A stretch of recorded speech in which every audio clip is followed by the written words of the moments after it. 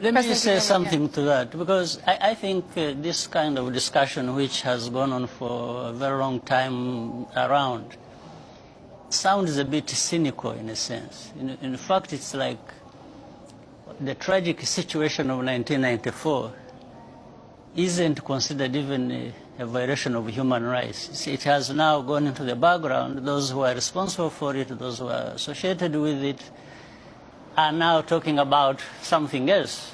According to them, the situation in Rwanda is that of human rights violation, even more than that tragic situation. I think that's what we are talking about. So, well, just for example, there was Amnesty International wrote a report in the lead up to the 2017 election that talks about opposition politicians, journalists, human rights defenders being jailed, physically attacked, even killed. I think you're interested in forced into exile or silence. So I'm just interested in your idea of that assessment of your country. Raising your views to the audience so that you influence them by what the European Union sees itself very much as an exporter of human rights and a defender of human rights. So why can't you let me answer this? I'm very interested in Otherwise, your answer. you are going to ask and then answer yourself. I'm very interested in your answer. I'm giving you some context on why I'm asking. You're asking and giving answer at the same time. So please tell me, what do you make of this assessment? I think it's just ridiculous, because there is nothing like human rights minus these things we are talking about. What we are talking about in terms of development.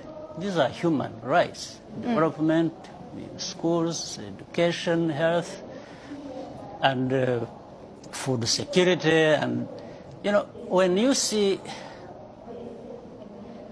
now the level of poverty has decreased almost by 60%. So these people, these human beings with improved lives, and participating in that themselves to improve their own lives, gets lost in what the whole list you've been spelling out as if, you know, what is in Rwanda is really hell. In fact, forgetting the hell that we have gone through, that we stood against and sorted out when you were there just talking about more or less nonsense. Because do you reject the accusations, for example, from Amnesty International? Absolute rubbish. You reject Rwanda is completely different from what it was 25 years ago. In fact, maybe you need to be looking around in Europe. You are violating people's rights. When we have this problem of people being bundled and sent back to sink in the Mediterranean and so on, and so many people being mistreated in your own countries, why don't you talk about your human rights and stop just offloading everything? Well, this is a development conversation, so no, in the context of development. You are not the one to determine what conversation or what points to raise in any conversation. We are asking questions. This is what I'm saying. You are asking questions and you are giving yourself answers. You really need to stop this superiority complex nonsense about human rights. You think you are the only ones who respect human rights, or others it's about violating human rights. No, we've fought for human rights and freedoms of our people much better and more than anyone, including you people who keep talking about this nonsense. Where we have taken our country from and where it is now speaks for itself. The rest of the stories just comes from this complex. You know, these two worlds where there are people who know everything about human rights and all kinds of things, and another world where people are just people who don't know. But these are our human rights. It's not, when we respect the things we respect in our countries, it's not for you, it's not for anybody else, it's for ourselves. Is it not so universal? You don't sit there.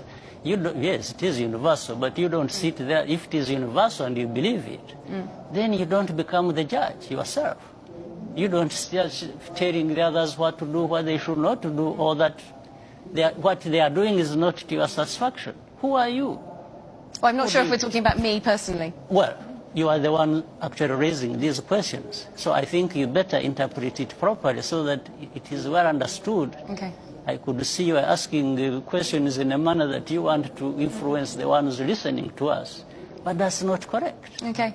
Yeah. I'm raising it once again in the context of the United Nations Development Goals. No, United Nations is us. You see, United Nations is not something alien somewhere else. Yeah. It's actually us.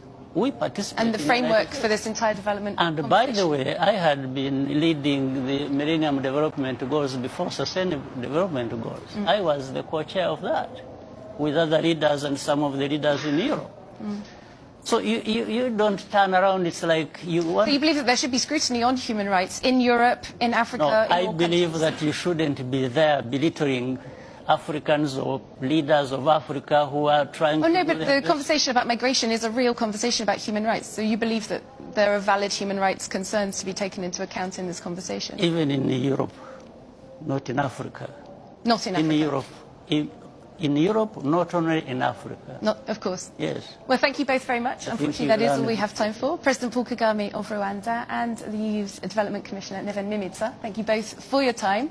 Thank you as well for